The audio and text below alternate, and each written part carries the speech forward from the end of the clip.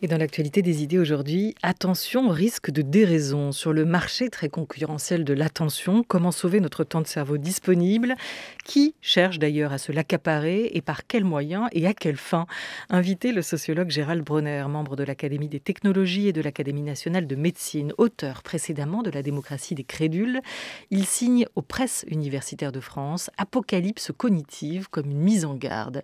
Lui qui se dit pourtant partisan du progrès, rationaliste, adepte des neurosciences, ni technophile ni technophobe, s'inquiète aujourd'hui d'une tendance de fond qui serait à l'œuvre, une dérégulation massive où croyances et pensées méthodiques entrent en concurrence. Bonjour à vous, Gérald Bronner. Bonjour. On avait avec nous dans la première partie de l'émission le comédien Michel Vuillermoz qui sera à l'affiche d'une série sur Canal+, intitulée OVNI, et on discutait justement aujourd'hui de notre nécessité à la fois à croire et de ne pas croire, à ce rapport entre à la fois les croyances et la vérité, cette nécessité peut-être, pour faire vivre aussi notre imagination, d'accepter une part de crédulité dans nos vies. Quel est le bon équilibre à avoir à vos yeux, Gérald Bronner? Je pense d'abord qu'il faut être conscient que finalement ce qu'on appelle la connaissance, le rapport un peu direct à la vérité, c'est-à-dire un rapport argumenté, en pleine conscience en quelque sorte, n'est qu'un moment rare de la vie mentale.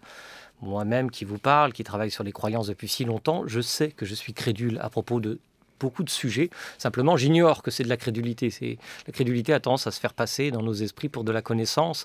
Donc la grande part, je crois, de notre rapport au monde est fondée sur de la crédulité. Par exemple, je crois à la théorie du Big Bang, mais je n'ai pas les compétences intellectuelles pour la comprendre de l'intérieur. Donc en fait, c'est une forme de croyance par délégation. Une croyance raisonnable, certes, mais une croyance malgré tout. Et la crédulité, elle est souvent aussi au cœur de la relation, du pacte entre l'auteur et le lecteur, l'auteur ou le spectateur. Cette suspension à un moment de notre raison, accepter aussi de sauver notre imaginaire et notre imagination en acceptant d'être par moments des crédules aussi.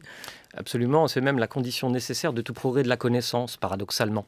Vous savez qu'à mesure que la connaissance progresse, elle produit des arborescences complexes et qu'un seul cerveau humain ne peut pas embrasser l'intégralité de la connaissance humaine, surtout aujourd'hui. Peut-être qu'au XVIIe siècle, il était possible pour les beaux esprits de savoir tout de la philosophie, des mathématiques ou de la physique. Mais aujourd'hui, moi-même, je ne peux pas savoir tout de la sociologie, loin s'en faut, et aucun physicien ne sait tout de la physique.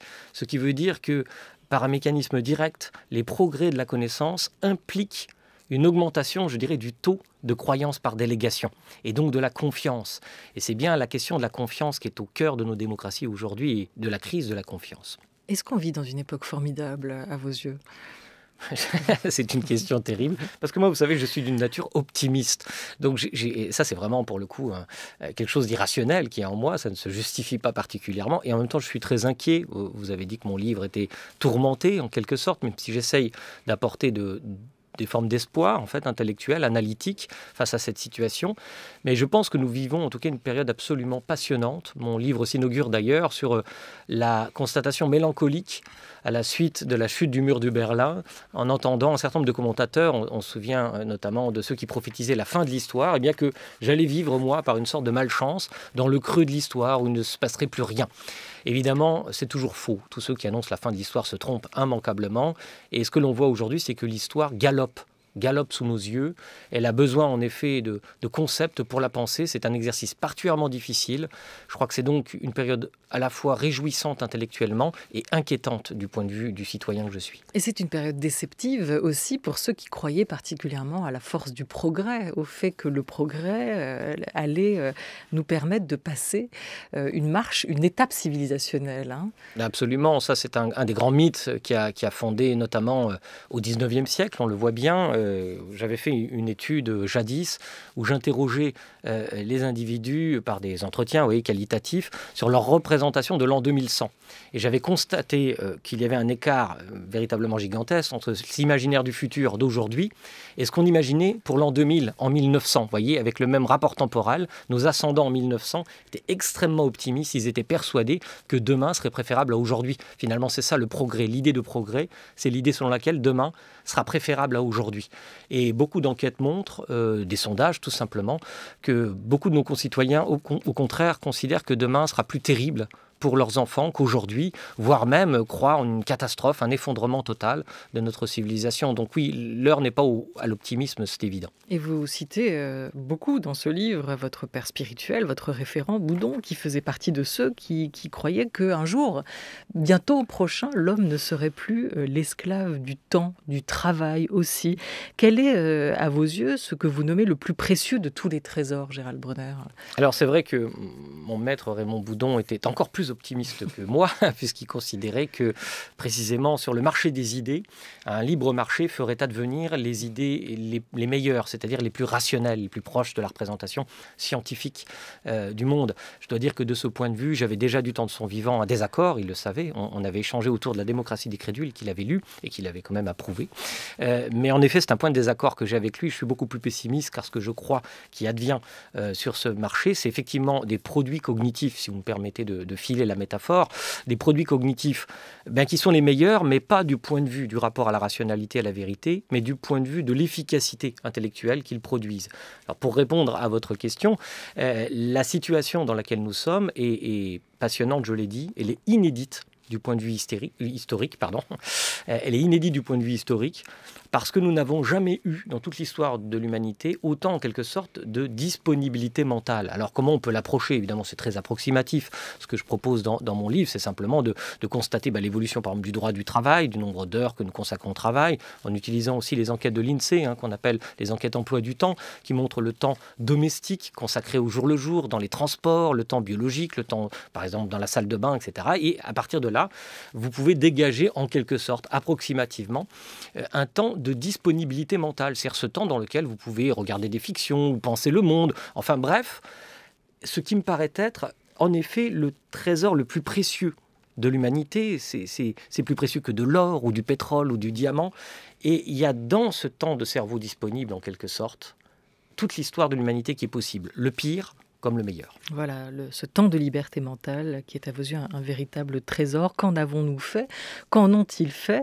Vous revenez sur une date qui vous semble essentielle aujourd'hui pour comprendre ce qui a pu être un basculement, un tournant. C'est le 11 mai 1997. Qu'est-ce qui se passe ce jour-là?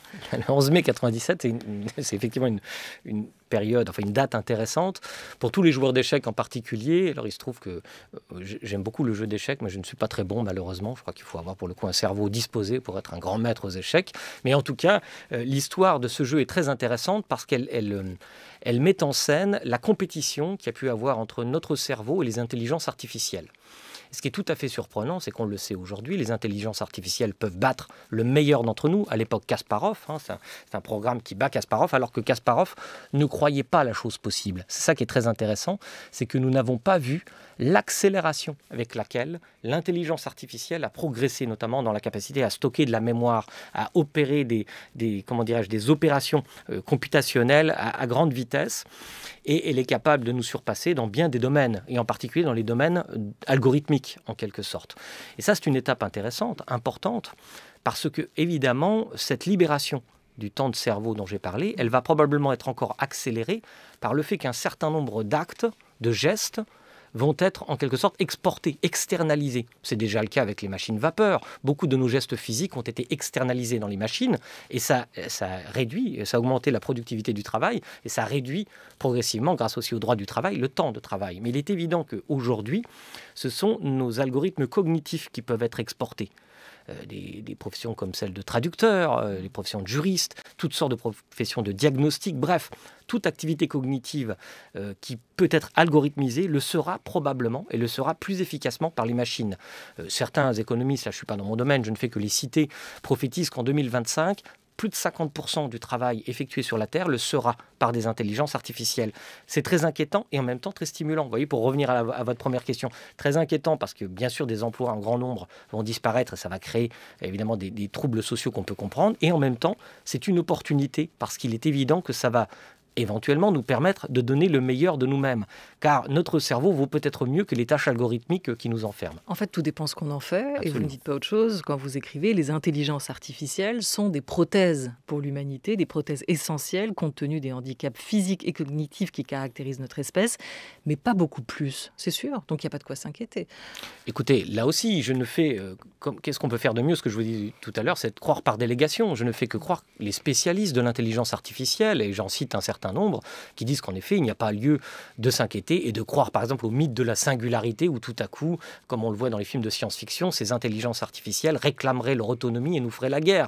Ça, je crois que c'est une projection des craintes humaines, mais c'est très intéressant parce que ça interroge aussi l'ontologie qui est la nôtre, c'est-à-dire la façon dont nous concevons notre propre cerveau, car après tout, c'est vrai, si notre cerveau n'est rien d'autre qu'un mécanisme, qu'est-ce qui empêcherait des mécanismes de déclarer en quelque sorte leur indépendance à un moment donné? Je ne crois pas du tout à ce mythe, je le trouve intéressant pour le sociologue des croyances que je suis, mais en effet, je suis très réservé. Alors, vous ne croyez pas en ce mythe, mais en revanche, vous constatez une chose, c'est que les premières années du XXIe siècle ont instauré ce que vous appelez une dérégulation massive du marché des idées, que l'autorégulation qui était attendue par certains n'a pas succédé à cette dérégulation des marchés cognitifs et de l'information. L'époque, en gros, elle aurait pu être formidable, mais elle est en train de prendre une mauvaise tournure. Pourquoi? On en revient à cette idée de notre disponibilité mentale qui a augmenté, mais on ne s'en sert pas forcément de la bonne manière. En tout cas, on n'a pas forcément plus de temps pour s'instruire, se divertir, s'informer. Ce temps de cerveau libéré, qu'est-ce qu'on en a fait? Et je crois que justement, c'est un peu ce que je raconte, c'est que ce trésor le plus précieux qu'on puisse concevoir est enfin en train d'être cambriolé, en quelque sorte, parce qu'il se produit sur les écrans. On sait, toutes les études le montrent au cours du XXe siècle, d'abord par la télévision et plus encore aujourd'hui par nos smartphones, nos ordinateurs. Ce sont des objets qui sont en quelque sorte les armes du crime idéal pour capturer notre attention. Ce ne sont pas les objets qui sont coupables, ce ne sont pas les écrans qui sont coupables en soi, ce sont simplement des fenêtres sur ce qu'il se produit, sur ce que j'appelle le marché cognitif, le marché des idées. Et ce qu'il se produit tout simplement, et c'est pour ça que je pense que c'est historique, voire même civilisationnel, c'est un alignement inédit entre toutes les offres possibles et toutes les demandes imaginables. Le marché des idées nous offre en quelque sorte, que l'on veuille voir ceci ou cela, qu'on ait un goût pour la conflictualité par exemple, ou pour la pornographie, c'est un des exemples que je donne dans les livres, parce que les vidéos les plus regardées dans le monde de très loin et dans tous les pays, ce sont les vidéos pornographiques. Il n'y a rien de mal à cela, que les choses soient claires dans mon esprit. Mais cet alignement entre l'offre et la demande, il produit en quelque sorte, par exemple dans le domaine des idées, des phénomènes de démagogie cognitive, c'est-à-dire que l'offre d'information, elle tente à s'indexer de plus en plus sur la demande, mais la demande telle qu'elle est révélée par nos obsessions mentales. Donc ce dévoilement que je désigne dans mon titre Apocalypse cognitive, car vous avez compris que je n'annonce pas la fin des temps, mais que je parle de l'étymologie du terme, c'est-à-dire la notion de révélation, eh bien cette révélation, c'est que les traces que nous laissons dans le monde numérique, elles dressent en quelque sorte un visage caricatural certes, mais comme dans toute caricature, il y a un peu de vérité, un visage, une ontologie, une anthropologie, je dirais, plutôt de l'humanité, une anthropologie réaliste. C'est-à-dire nos compulsions, nos obsessions mentales et la facilité avec laquelle nous pouvons éventuellement nous abîmer, par exemple dans la crédulité qui est une seule des facettes de ce polyèdre complexe qui est l'apocalypse cognitive. Et je prends l'actualité récente, par exemple, parce que certains pensaient, au moment où j'ai fait paraître La démocratie des crédules, certaines voix disaient que j'exagérais, que tout cela était une forme d'épouvantail, mais que l'on constate tout simplement que ce qui se passe sur les flux numériques peuvent parfaitement s'incarner dans la vie sociale. Songez à ce qui s'est produit il y a quelques jours au Capitole, aux États-Unis, où on a vu effectivement des masses d'individus d'extrême droite et animés aussi par des sentiments conspirationnistes. C'est le groupe QAnon notamment, l'idée selon laquelle il y aurait un État profond, derrière lequel il y aurait des réseaux pédophiles, satanistes, etc. Et puis ça aboutit à des événements politiques sidérants ou plus proche de nous, et peut-être encore plus inquiétant puisque nous sommes dans une période épidémique, cette augmentation invraisemblable de la méfiance envers les vaccins, n'est-ce pas? Et là, tout cela, évidemment, eh bien, ça a des conséquences très concrètes, très, très sociales. Alors le bocal, c'est les écrans, les poissons rouges, c'est nous. On va écouter à ce sujet le président d'Arte, Bruno Patino, auteur de La civilisation du poisson rouge, paru chez Grasset. C'est le livre paru l'an dernier qui nous a alertés aussi sur cette captation à l'œuvre sur le marché de l'attention. Le temps est devenu un marché ultra compétitif.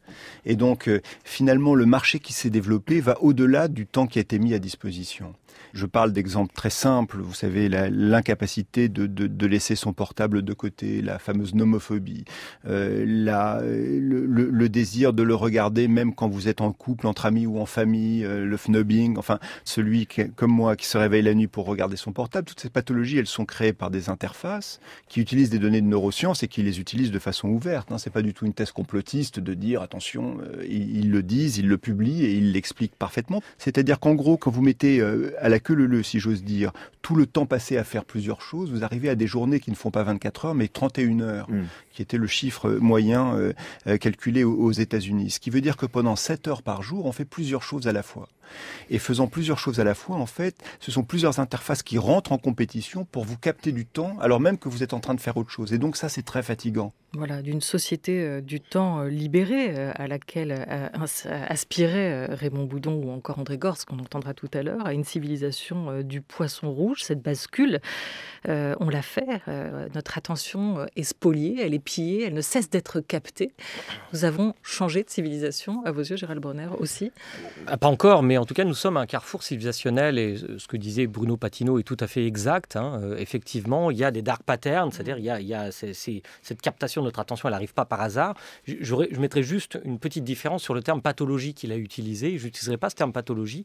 Je pense que ce que cette offre vient chercher en nous, dans nos cerveaux, ce sont des dispositions qui sont ancrées dans notre nature depuis bien longtemps. Par exemple, le fait d'être absolument sensible aux likes, aux repartages, en fait, tout ce qui fait une forme finalement d'addiction aux réseaux sociaux, qui a été bien décrit et très documenté, eh bien, c'est aussi le fait que nous ne pouvons nous penser nous-mêmes que par comparaison aux autres. Et que notre bonheur dépend aussi un petit peu, c'est cynique de le dire, mais malheureusement très documenté, un peu du malheur des autres. Vous savez, par exemple, on s'est aperçu au moment de la réunification de l'Allemagne que les Allemands de l'Est s'étaient considérablement enrichis grâce à cette réunification, mais qu'ils étaient plus malheureux qu'avant. La raison en est qu'au lieu de se comparer aux autres pays de l'Est, ils se mettaient à se comparer aux pays de l'Ouest. Et à ce moment-là, effectivement, la comparaison était plus douloureuse. Ou cette autre étude que je cite dans mon livre, qui est magnifique, sur les vainqueurs olympiques. Et on s'aperçoit que ceux qui ont une médaille d'argent sont plus malheureux que ceux qui ont une médaille de bronze. Tout simplement parce que ceux qui ont une médaille de bronze, eh bien, ont le sentiment, ils regardent les autres, ceux qui n'ont pas eu de médaille, ils ont le sentiment d'avoir de la chance de monter sur le podium, tandis que celui qui a la médaille d'argent regarde celui ou celle qui a la médaille d'or, n'est-ce pas? Eh bien, cette pensée de soi-même par comparaison, ce n'est pas Internet qui l'a inventé, ce ne sont pas les réseaux sociaux, c'est une disposition des singes sociaux que nous sommes, profondément enfouis en nous. Seulement voilà, les réseaux sociaux, par la transparence qu'ils organisent sur la vie de chacun d'entre nous, eh bien, mettent en scène cette comparaison douloureuse. Et c'est pour ça, par exemple, que lorsque l'on va sur Facebook, une étude allemande le montre, ou même sur Instagram, eh bien, on en ressort souvent plus malheureux qu'avant d'y rentrer. Tout simplement parce que c'est une mise en scène constante de comparaison avec autrui qui peut nous blesser. Alors, on est plongé aujourd'hui dans notre vie quotidienne, dans notre rapport aux écrans, dans un océan, dis-nous, de données, d'informations. Qu'est-ce qu'elle provoque, cette surinformation? On pourrait penser que c'est un homme émancipé, celui qui a accès à autant d'informations et qui peut en profiter. Il est évident que le raisonnement contraire serait absurde, c'est-à-dire de dire qu'il faudrait, pour s'émanciper, d'avoir aucune information. Non, l'information est absolument nécessaire, c'est une nourriture intellectuelle, ça c'est évident. Seulement cette masse d'informations colossales, là aussi qui est très documentée, on a produit dans les 2 dernières années 90% de l'information disponible sur la Terre. Donc vous voyez, une progression là aussi géométrique. Eh bien, ça fait que tout simplement, ce que je vous disais, il y a une offre beaucoup plus grande qui va faire qu'on va pouvoir aller faire de la cueillette dans cette offre et on va chercher les informations qui vont dans le sens de ce qu'on a envie de croire ou d'entendre et qui vont donc nous enfermer dans ce qu'on appelle des chambres d'écho. On va avoir la possibilité aussi de voir, de regarder avec un certain voyeurisme, par exemple, toute forme d'expression de la conflictualité. Là encore, le goût que nous avons pour la conflictualité ne date pas du tout d'Internet, mais Internet nous permet, par les prothèses artificielles que sont les téléphones qui filment sans cesse, de visualiser sans arrêt des agressions éventuellement, une gifle qui serait donnée à tel Premier ministre, un combat entre deux rappeurs, n'est-ce pas, dans un aéroport. Eh bien, on s'aperçoit, et je le montre dans le livre, que ce type de faits de conflictualité, ce sont aussi les événements les plus recherchés sur Google à propos de ces personnalités que je viens d'évoquer. Et donc, en fait, cet alignement, cette fluidification entre l'offre et de la demande, encore une fois, il révèle la part obscure de nous-mêmes. Donc, ce n'est pas une pathologie. Nous sommes cela aussi, mais nous ne sommes pas que cela. Et c'est un peu, si vous voulez, le caractère d'espoir que j'essaye de décrire aussi dans le livre, car tout n'est pas sombre. Il y a dans notre cerveau des ressources inouïes. Et c'est en prenant compte de la situation qu'on va pouvoir éventuellement reconstruire un récit politique différent. Parce que c'est une partie qui m'intéresse beaucoup, ce sont les récits, les narrations qui nous empêchent de voir cette apocalypse cognitive. Dans notre cerveau et sur la toile, Internet aussi offre ça. Wikipédia a 20 ans, Gérald Bronner, cette bibliothèque des savoirs gratuite, cette mise en partage d'un savoir collectif. Ça, c'est une réussite pour vous ? Absolument, c'est une réussite. Il y a bien des critiques à faire sur Wikipédia, mais je pense qu'il n'y a pas photo, parce que Wikipédia a été testé en compétition en quelque sorte avec d'autres encyclopédies, et elle a largement relevé le défi. Donc c'est une formidable réussite du travail collaboratif, ce qui veut dire que c'est possible, mais il y en a d'autres. Par exemple, songez au jeu Foldit, qui était un jeu en ligne où les gens manipulaient des morceaux de molécules, etc., et exploraient l'espace polypeptidique, n'est-ce pas, des protéines, et ça a abouti à des publications scientifiques, dont une dans la revue Nature, par exemple, qui est particulièrement sélective. Donc, bien entendu, il ne faut absolument pas désespérer de la collaboration collective, mais pour aboutir à des effets qui ne soient pas contre-productifs, il faut se livrer à une analyse non idéologique, avoir une approche analytique des choses, dépassionnée en quelque sorte, sans enjeu politique a priori, même si les conséquences politiques de ce que je suis en train de dire, elles sont immenses. Les trésors de notre attention et de notre créativité sont dévorés par cette nouvelle industrie du divertissement taillée sur mesure pour chacun d'entre nous, dites-vous Gérald Bronner. Les informations, ce monde en est saturé d'infos. Aujourd'hui, on ne sait pas se limiter, on consomme de l'info en boucle. Ça, c'est ce que dit le journaliste scientifique Sébastien Boller, qui va dans votre sens et qui a signé l'an passé chez Robert Laffont un ouvrage passionnant, Bug humain. On le recevait à cette occasion. Voilà ce qu'il disait à propos de notre striatum et de notre cortex. Cette partie de notre cerveau, ce striatum, est complètement aveugle au futur. C'est-à-dire que on voit que si je vous donne par exemple une somme d'argent de 10 euros, je vous dis soit je vous donne les 10 euros maintenant, soit 15 euros dans un an, à 90%, vous allez prendre les 10 euros maintenant. C'est-à-dire que c'est votre striatum qui va voir les choses qui sont sous votre nez maintenant, mais qui n'arrive pas à prendre en compte ce qui va être dans le futur plus éloigné. Votre cortex le fait. C'est-à-dire qu'intellectuellement, vous vous dites oui, 15 euros serait plus intéressant dans un an, même compte tenu de l'inflation, ok. Mais votre striatum ne le peut pas. Et ça, c'est quelque chose qui a d'abord été étudié chez les enfants à travers une célèbre expérience du marshmallow. Vous pouvez voir sur Internet, qui est très drôle. Vous donnez le choix à un enfant d'avoir soit une sucrerie tout de suite, soit deux s'il attend 5 minutes, et puis il résiste pas, il mange de la sucrerie tout de suite. Et on fait les mêmes expériences avec les adultes, avec de l'argent, et il ne résiste pas non plus. Et alors le problème, c'est qu'effectivement, on se dit dans 30 ans, on va laisser un monde catastrophique à nos enfants. Mais il faut toujours savoir que c'est seulement notre cortex qui le sait de façon abstraite, mais que émotionnellement et au niveau de notre motivation, ça ne rentre pas. Et toute la question, ça va de savoir comment le faire rentrer. Voilà, alors ça c'est pour le comment ça se passe, comment ça marche, et vous y revenez aussi, Gérald Bronner, dans votre ouvrage Apocalypse cognitive. La question maintenant est de savoir quelles conséquences ça a et surtout quel profit ils en tirent. Le il étant ces industries aussi du divertissement que vous évoquez, qui seraient taillées sur mesure pour tenter de capter, piller nos cerveaux. Quelle est la conséquence de cela ? Quelle nouvelle servitude ça va créer ? Par exemple, puisque l'expérience de Walter Mitchell a été évoquée, l'expérience du marshmallow, qui est en effet bien mondialement célèbre, un problème de tempérance, le problème de différer parfois, parce qu'il faut bien le faire, les plaisirs immédiats pour des poursuites d'objectifs à plus long terme.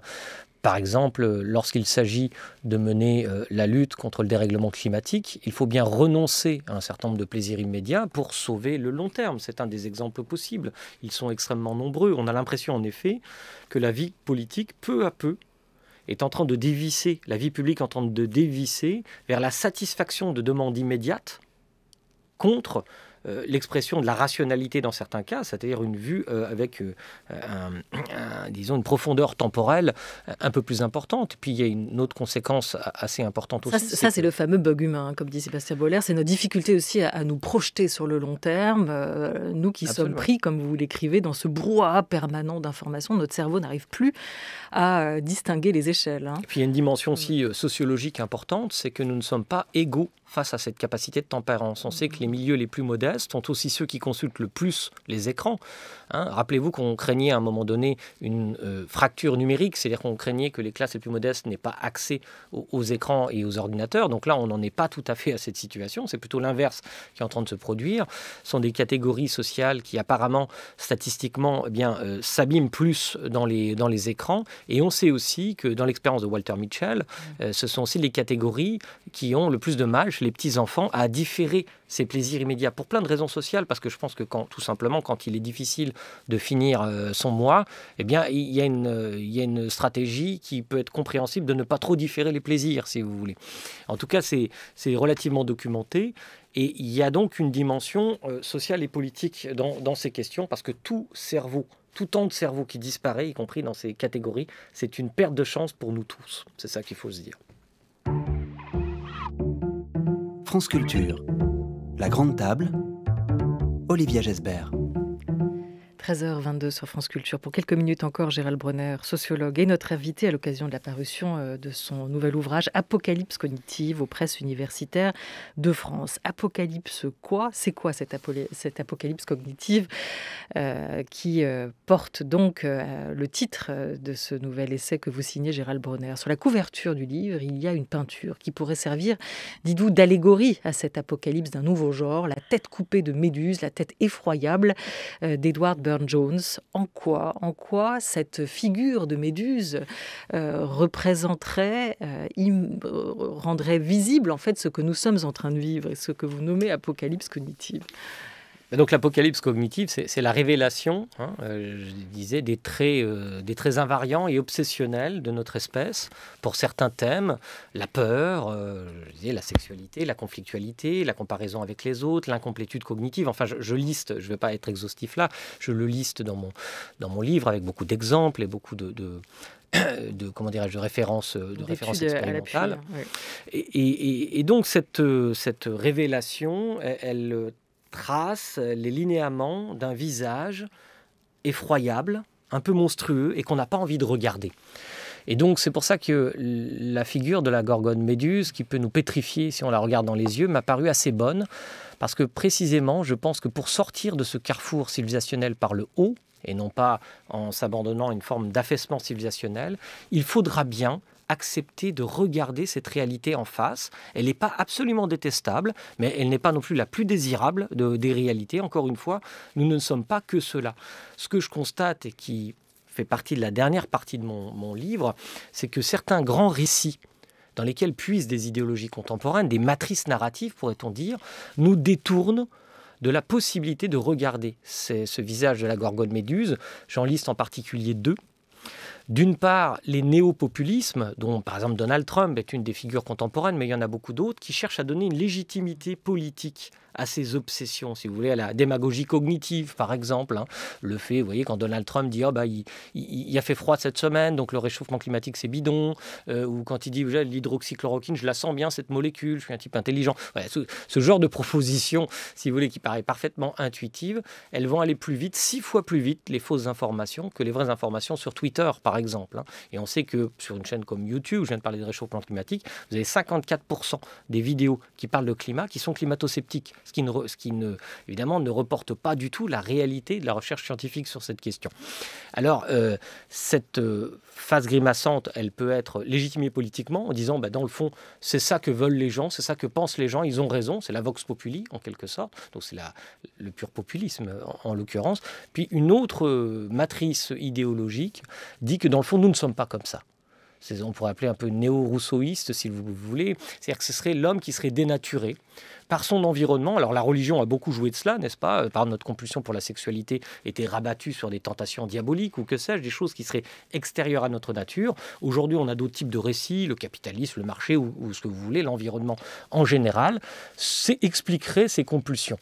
Je crois que ce sont deux erreurs d'interprétation, qu'on a maintenant des données assez importantes qui vont plutôt dans le sens de ce que j'essaie de proposer, c'est-à-dire un autre récit entre les deux, qui est un récit rationnel qui est écartelé un peu entre les deux, mais qui essaye de proposer cette apocalypse cognitive avec l'idée, c'est une image un peu initiatique, vous me le pardonnerez, que pour aller au paradis, pour sortir de cette situation, il faut d'abord passer par les enfers. C'est ce que nous racontent à peu près toutes les mythologies. En fait, vous dites comme Raymond Aron, que vous citez d'ailleurs en ouverture, en exergue de ce livre, et vous vous rappelez aussi que ce monstre, c'est nous-mêmes qui l'avons créé. Peut-être la suprême vertu en notre siècle serait-elle de regarder en face l'inhumanité sans perdre la foi dans les hommes. C'est ça? C'est cette inhumanité qu'il faut regarder, à défaut de se laisser prendre par le regard de la méduse. C'est exactement pour cette raison que j'ai mis cette phrase en exergue, vous l'avez bien compris.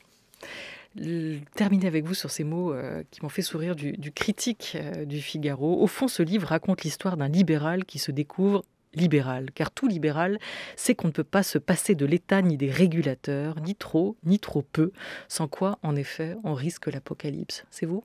Il vous décrit bien ? Je ne découvre pas le fait que le libéralisme n'a jamais exhorté un marché sans aucune régulation. Bien entendu, il a tout à fait raison. Mais est-ce que vous vous êtes découvert comme libéral, vous, Gérald Bronner ? Je ne me suis pas découvert comme libéral. Non, je suis libéral. Vous l'étiez et vous le resterez. Je le resterai ça, je ne sais pas. Je suis disposé au changement intellectuel si on arrive à m'en convaincre. Gérald Bronner, Apocalypse cognitive, votre nouvel essai vient de paraître chez PUF. Merci beaucoup à vous d'avoir été avec nous.